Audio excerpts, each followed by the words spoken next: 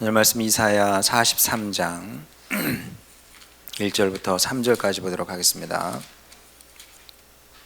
구약성경 1019쪽입니다. 1019쪽.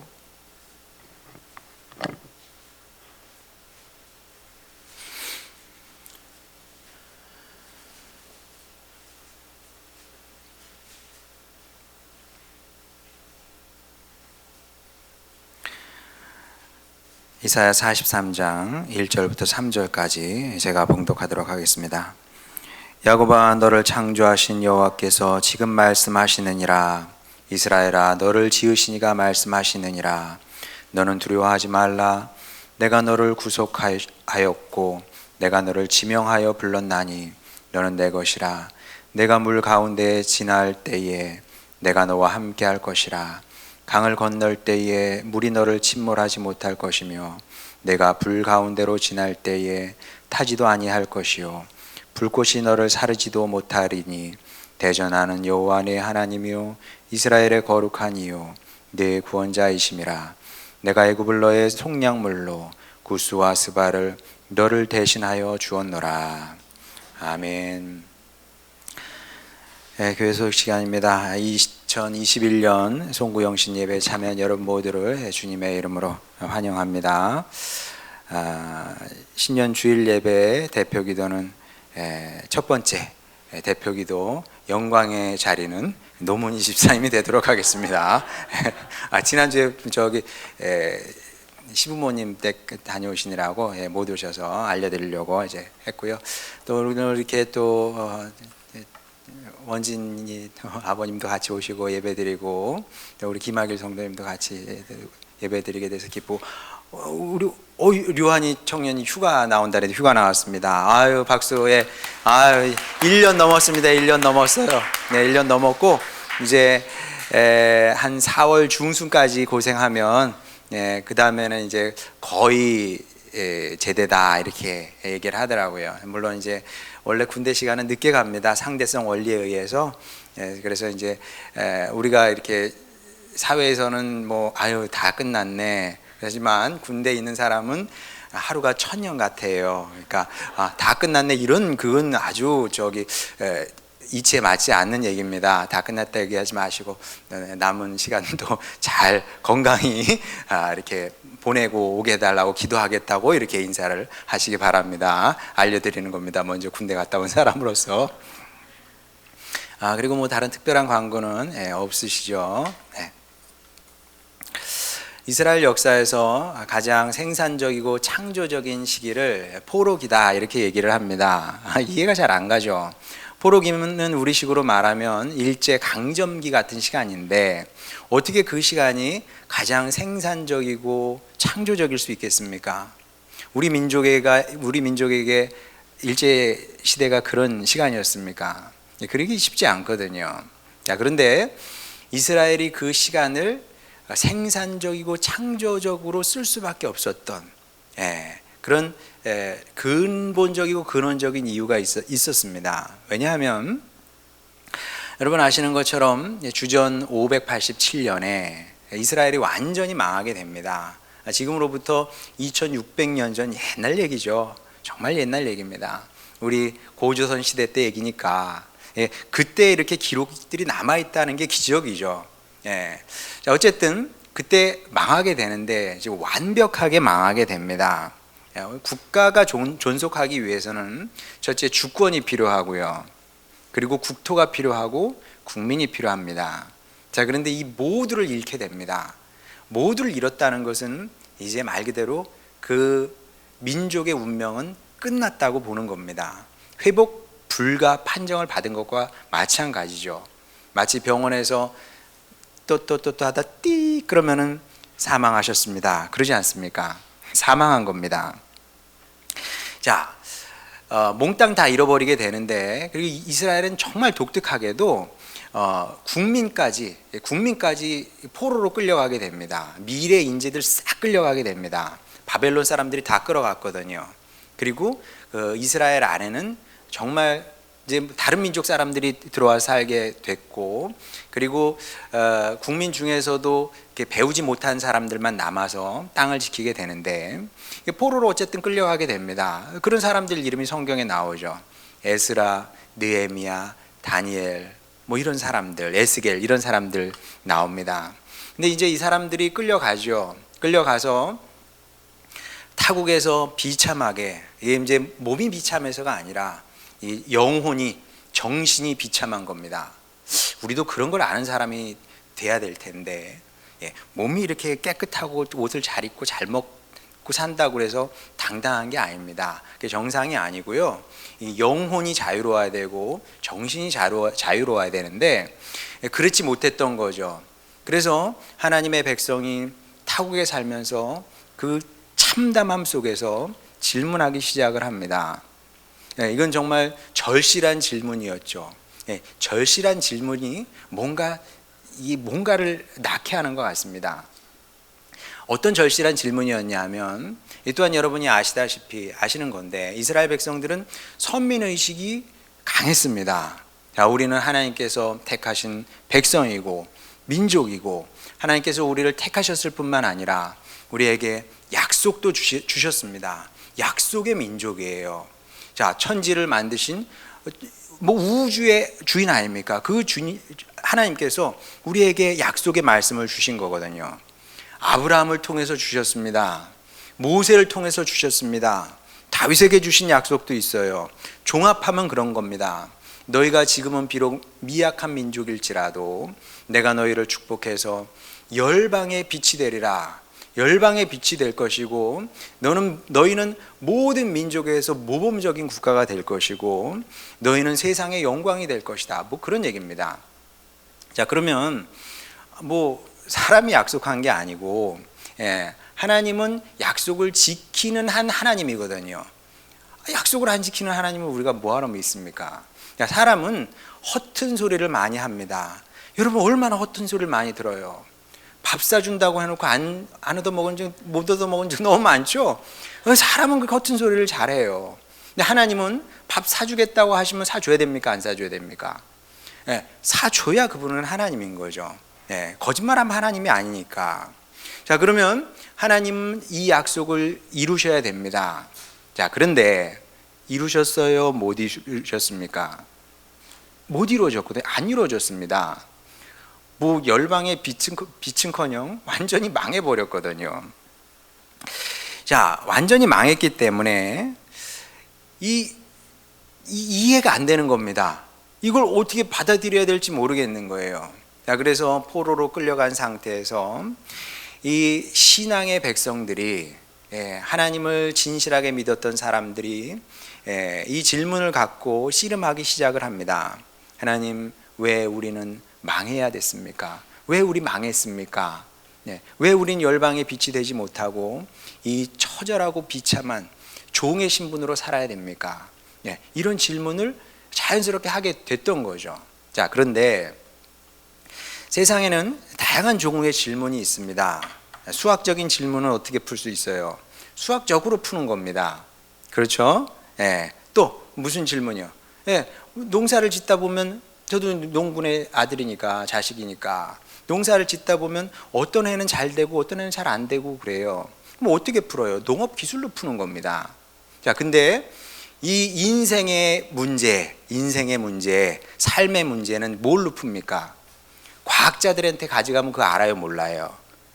과학의 영역이 있죠. 우리는 그 영역을 존중합니다만은 과학이 다 할 수 없어요. 과학이 다 할 수 있습니까? 내 마음이 슬퍼요, 우울해요. 그럼 어떻게 해? 과학자들에게 가져가면 이게 해결이 됩니까? 경제학을 하는 분한테 가져가면 이게 해결이 됩니까? 심리 상담을 받을 수는 있겠지만 근원적으로 해결이 되는 건 아니거든요. 그걸 이제 실존의 문제라고 그러는 겁니다. 좀 어렵게 얘기하면. 근데 이거는 민족의 실존이에요. 민족이 망해버렸습니다. 이걸 어떻게 해결을 해요? 그러니까 하나님께 가지고 나갈 수밖에 없고, 그리고 그때부터 해결할 수 있는 방법은 하나님 말씀밖에 없는 겁니다. 그 전까지만 해도 하나님의 말씀이 뿔뿔이 흩어져 있었거든요. 근데 주전 587년 그 이후부터 포로로 끌려가서 남의 나라 말을 쓰면서 바벨론 언어를 쓰면서 그렇게 살 수밖에 없죠. 왜? 그러면 우리가 뭐 미국 가가지고 미국 사람한테 가서 안녕하세요, 당신이 내 말을 배워야지 이럴 거예요? 예. 그 속에서 바벨론 언어를 쓰면서 자기네 언어를, 히브리어를 기록된 하나님의 말씀을 모으기 시작한 겁니다. 그리고 그 말씀을 연구하고 묵상하고 이게 정리하고 역사서를 그때부터 쓰기 시작을 했던 거예요. 그래서 여러분 생각해 보세요. 2600년 전이라니까요. 2600년 전에 역사서를 쓴 민족이 누가 있어요? 그리스 민족이 썼습니다. 근데 그리스 민족과 이스라엘 민족은 분리된 상태였거든요. 서로 알지 못했어요. 지금이야 미국 사람이든 뭐 영국 사람이든 뭐 프랑스 사람이든 독일 사람이든 글을 쓰면은, 여러분 아마존 좋아요. 아마존 가면 다 팝니다. 다 팔아요. 세상 좋아져가지고 누가 무슨 책 썼는지 다 알아요. 2600년 전에 모르죠? 분리돼 있죠. 분리된 상태에서 그리스 사람들은 역사서를 썼습니다. 사관을 가진 역사서를 썼어요.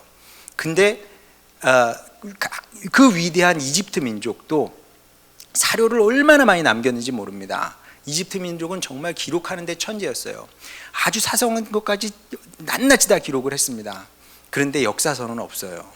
역사서를 쓴 유이한 민족이 있는데 그리스인과 그리고 히브리, 이스라엘 사람들이었습니다. 사관을 갖고 역사를 기록하게 되는데 그 역사의 기록이 무엇이냐 하면 열왕기 상하 역대상하인데, 자, 거기 내용을 한번 보도록 하겠습니다. 한번 넘겨주세요. 네, 제가 한번 쭉 읽겠습니다. 좀 길긴 합니다만은 이게 이제 2600년 전의 역사관입니다. 어떤 특별한 관점을 갖고 민족 가운데 일어난 사실을 이렇게 기록을 한 거예요. 모든 제사장들의 우두머리들과 백성도 크게 범죄하여 이방 모든 가증한 일을 따라서 여호와께서 예루살렘에 거룩하게 두신 그의 전을 더럽게 하였으며, 넘겨주세요. 계속.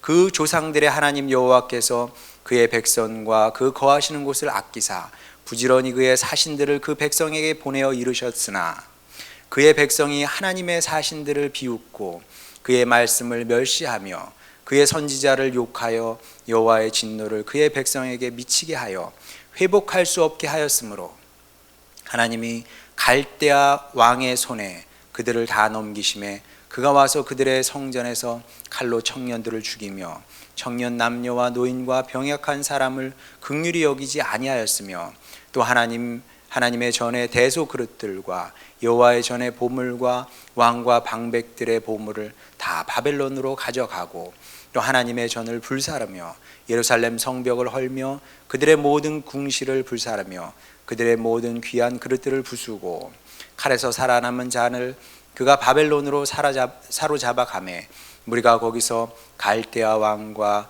그의 자손의 노예가 되어 바사국은 페르시아입니다. 페르시아국이 통치할 때까지 이르니라. 이걸 이제 깨닫게 된 거죠. 참 신기한 노릇이 아닐 수 없습니다. 약속의 땅에서 평화롭게 살 때는 이 단순한 진리를 몰랐던 거죠. 하나님의 백성이 하나님을 떠나서 어떻게 삽니까? 정체성이라는 게 있는 거거든요. 정체성이. 하나님의 백성은 하나님을 믿어야 그게 하나님인 거죠. 하나님의 백성인 거지. 뭐든지 다 마찬가지입니다. 사물에도 정체성이 있어요. 여러분, 소금이 맛을 잃으면 그게 소금입니까? 설탕인데 안 달아요. 그게 어떻게 설탕입니까? 하나님께서 택하신 백성인데 그 안에 하나님이 없어요. 그게 하나님의 백성입니까? 근데 그 단순한 사실을 모든 것이 평안할 때는 이스라엘 백성들이 몰랐던 거죠. 망하고 나서, 처참하게 망하고 나서, 바닥까지 낮아지고 나서야 자신의 잘못을 이제 깨닫게 된 겁니다. 이렇게 깨달은 겁니다. 그래서 망한 거구나. 그래서 망했구나. 깨닫고 이제 이런 글을 한 사람이 쓴 게 아니라요. 이게 공동체의 지금 고백인 겁니다. 이게. 자, 그래서 우리 흔히 있을 때 잘해라 그런 얘기를 하는데, 이 말은 뭐 성경에 나오진 않습니다만 언제나 진리입니다. 있을 때 잘하는 것이. 그러니까 이제 이게 안 되면 소 잃고 외양간 고치는 격이 되는 거죠. 속 잃고 나서 외양간 고치면 안 고친 것보단 낫습니다만은 얼마나 그게 아픕니까? 아픈 경험이에요. 어쨌든 이스라엘 백성들이 또다시 이방 민족의 종이 돼서 종살이를 하게 되면서 이제 민족적인 차원의 회개 운동이 일어나게 됩니다. 우리 다시 하나님께로 돌아가자. 이런 운동이 이제 일어나게 되는 거죠. 망하고 난 다음에 이제 우리가 생명의 근원 되신 주님을 떠나서 그래 이게 잘못된 거야. 그러니까 우리의 주님께로 다시 돌아가자. 이런 회개 운동이 이제 일어나게 됩니다. 그리고 이스라엘 백성들이 이렇게 단체로 회개를 하게 되자 하나님도 그때부터 본격적으로 이제 말씀으로 응답하시게 됩니다. 그래서 이 또한 참 재미있는 일인데 이스라엘 역사에서 포로기는 하나님의 말씀이 어느 때보다 풍성히 임했던 시기이기도 합니다. 여러분 사무엘기 앞에 보세요. 그때는 하나님의 말씀이 희귀했다 그러죠? 하나님의 말씀이 희귀했던 시기예요. 근데 포로기 때 이스라엘 백성들이 돌아가겠다고 고백을 하고 우리가 잘못했다고 고백을 하니까 하나님께서 사랑으로 응답하시는 거죠. 자, 그래서 이제 성경이 뭐라 그럽니까? 우리 하나님은 긍휼과 자비와 사랑의 하나님이다 이렇게 얘기를 하는 겁니다. 아무리 내가 잘못했어도 내가 아무리 정말 개차반 인생을 살았어 그렇다고 할지라도 하나님 제가 잘못했습니다. 제가 주님께 돌이킵니다. 그러면 그분은 사랑이시기 때문에 우리를 품으실 수밖에 없는 거죠. 됐고 꺼져 이렇게 반응하시지 않는 겁니다. 사람은 그럴 수 있어요. 사람은 그러기도 합니다. 내 마음에 안 들어. 난 네가 정말 싫어. 미안하다 그래도 탁 칠 수 있는 게 사람이에요. 그러나 하나님은 그런 분이 아니다. 잘못했습니다. 주님 고개 숙이고 눈물을 흘리니까 그래 사랑한다 아들아 딸아 다시 내 품에 와라. 이거 안아주시는 분이 하나님이라는 거죠. 본문 말씀 역시 그렇게 회개하는 이스라엘 백성을 향한 주님의 응답의 말씀이죠. 응답의 말씀인데 여러분 오늘 본문 읽은 말씀 좋아요 안 좋아요? 좋죠.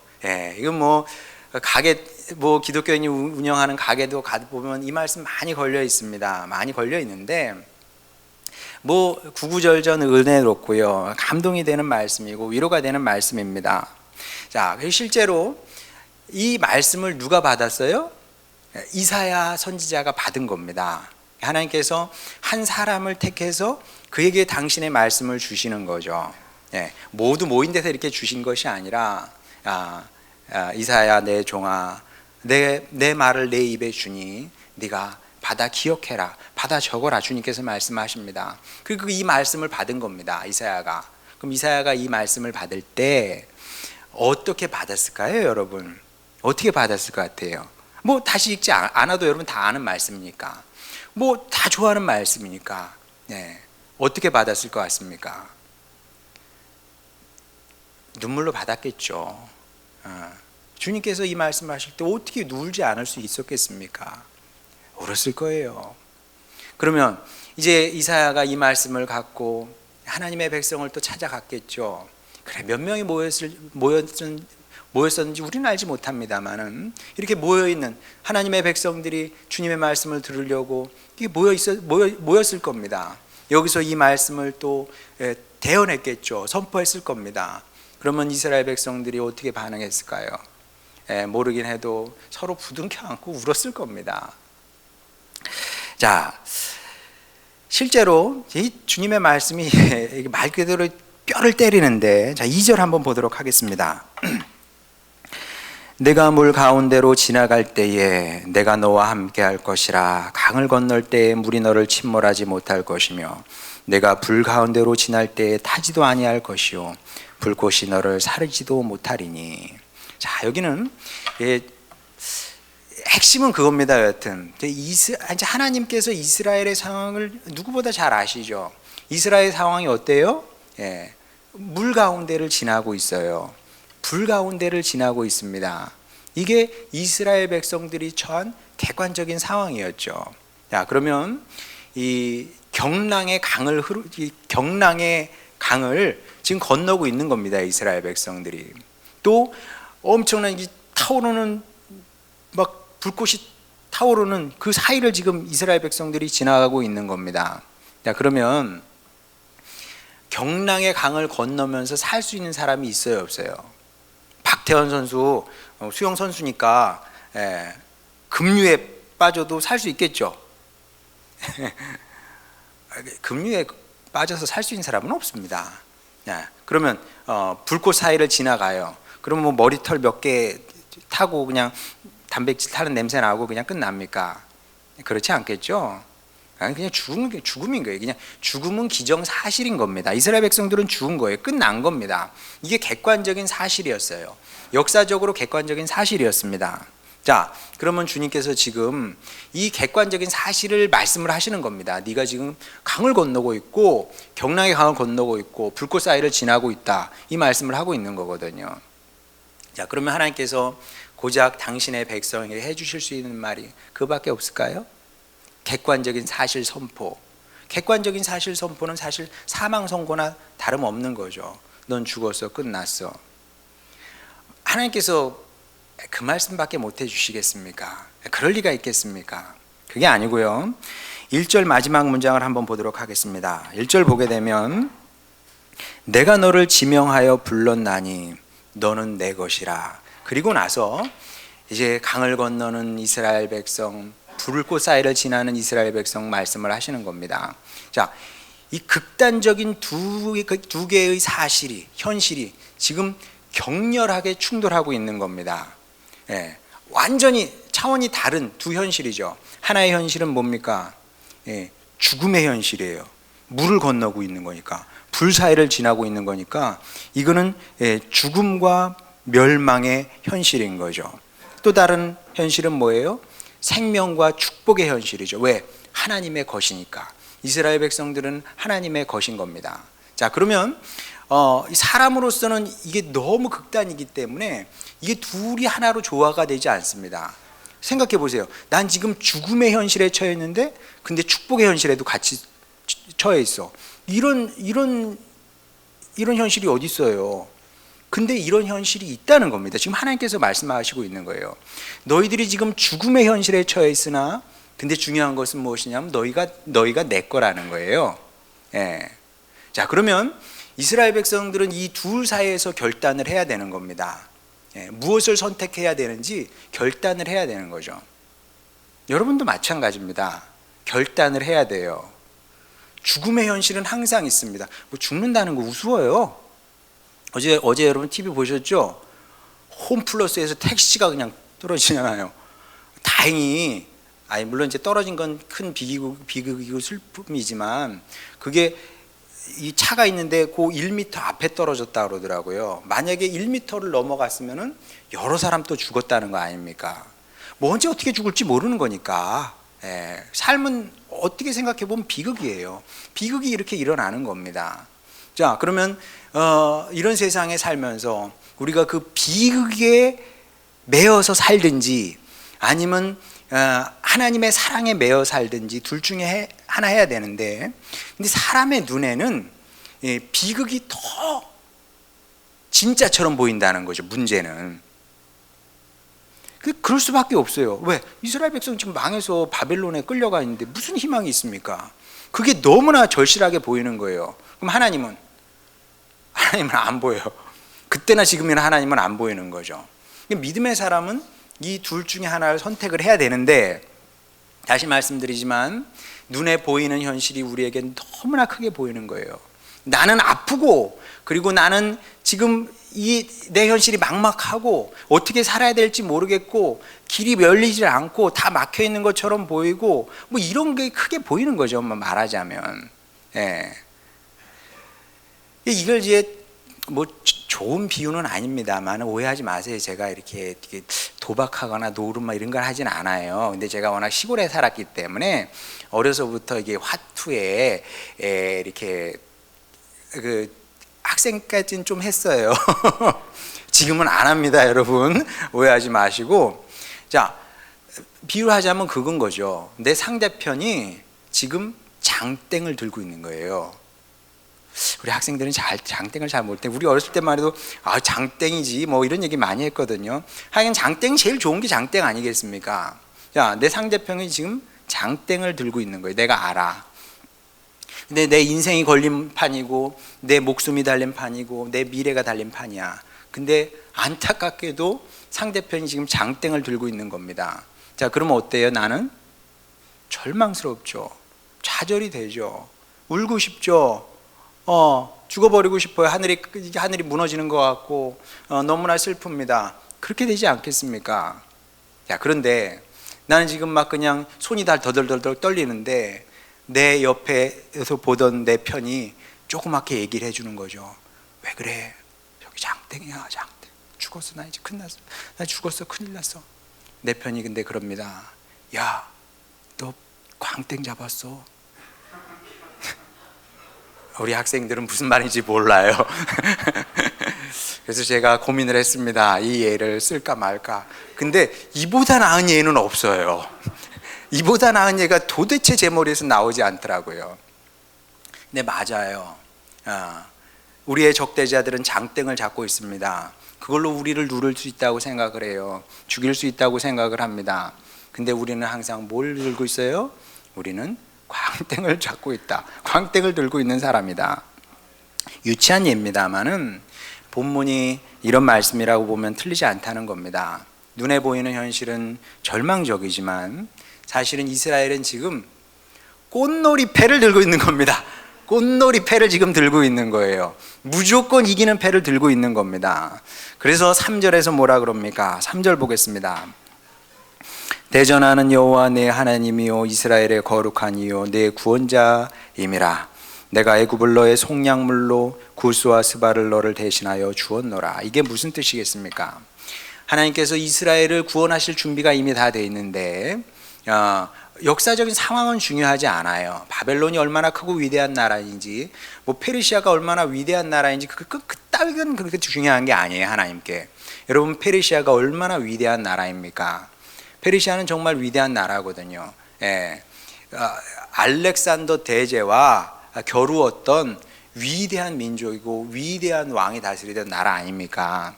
그런데 하나님께는 그게 중요하지 않아요. 내가 내 민족 이스라엘을 구원하기 위해서 내가 이집트 정도는 그냥 아낌없이 내어줄 수 있다. 이집트를 내어놓고 내가 이스라엘 백성을 찾겠다. 이런 말씀이거든요. 자, 그래서 이게 꽃놀이 패라고 그러는 겁니다. 왜? 하나님 손에 누군가 달려 있으면 그게 사람이 됐든 가족이 됐든 민족이 됐든 하나님께서 그 사람을, 그 공동체를 위해서 무엇이든지 하실 준비가 되어 있고 실제로 무엇이든지 하시기 때문에 이보다 확실한 승리의 길은 없다는 거죠. 자, 올 한 해를 마무리하면서 이 말씀을 떠올린 데는 이제 이유가 있습니다.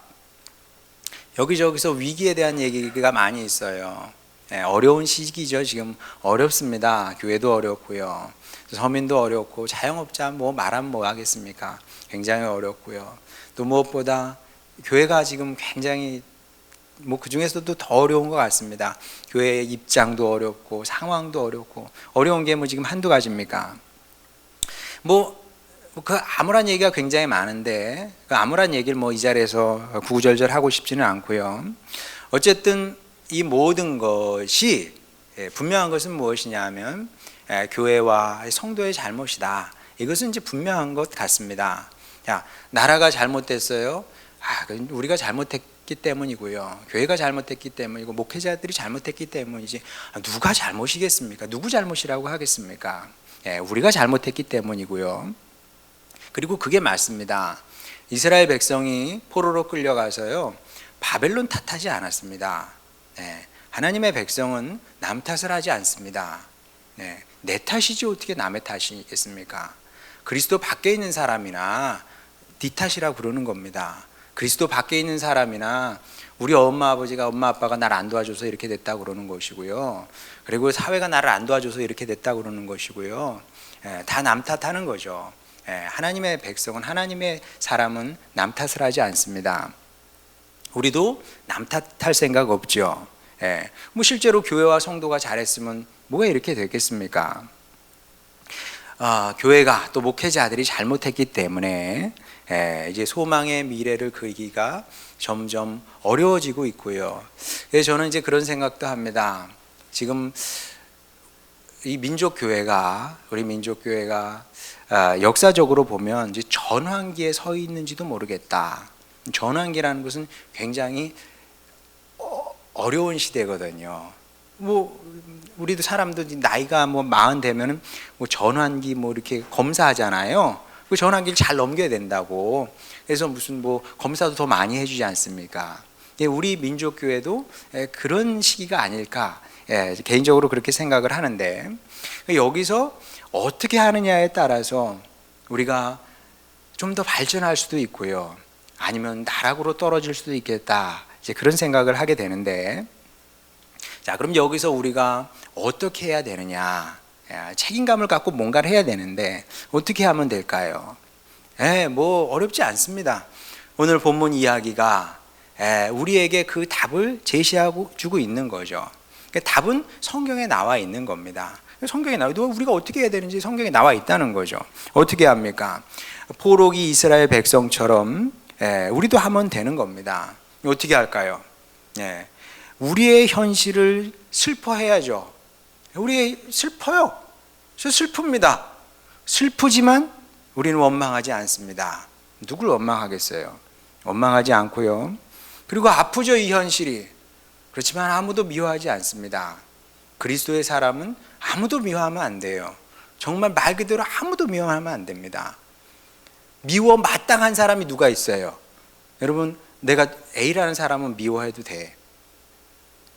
그러면 저는 사랑받을 자격이 있습니까?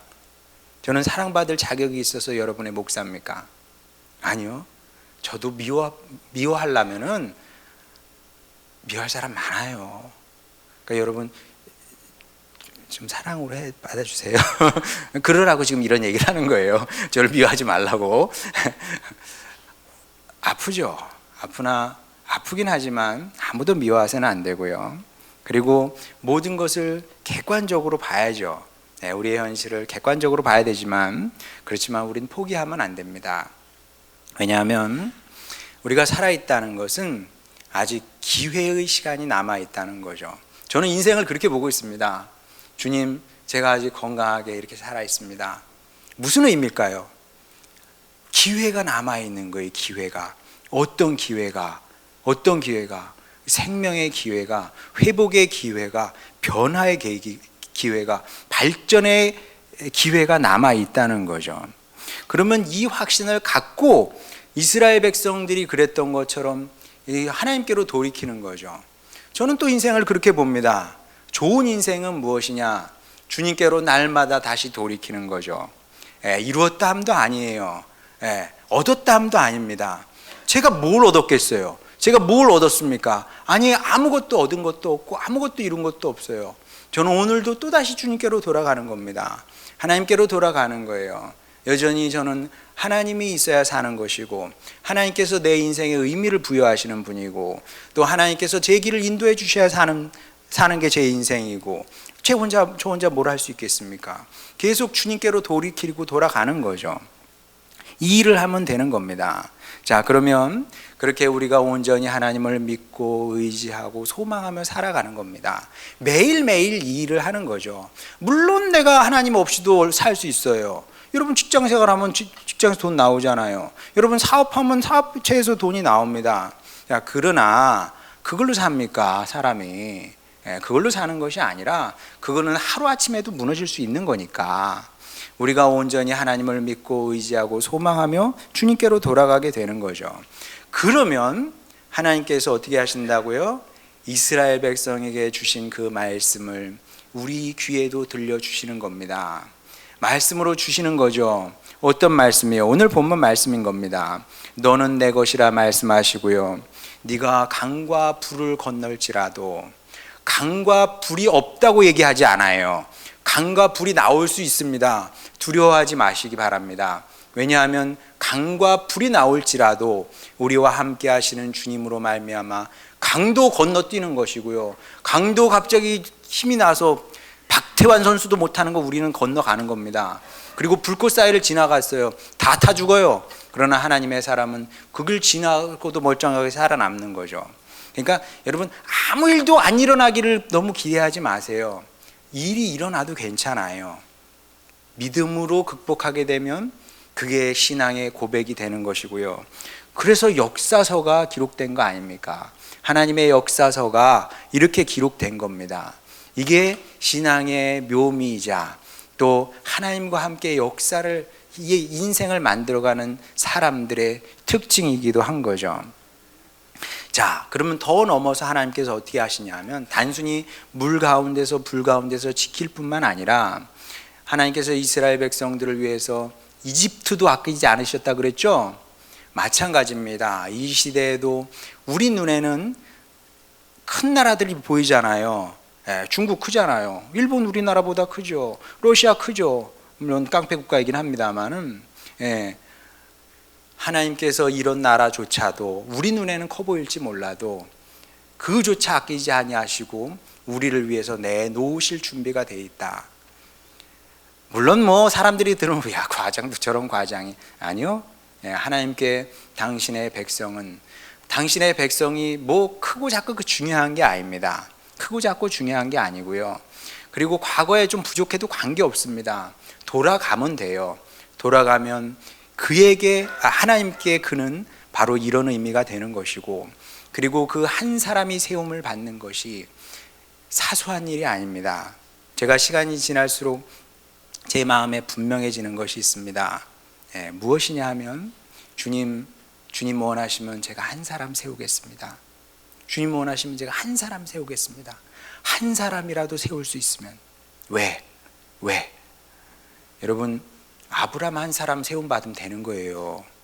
그 시대 한 사람으로 되는 겁니다. 요셉 한 사람 세움 받으면 되는 거예요.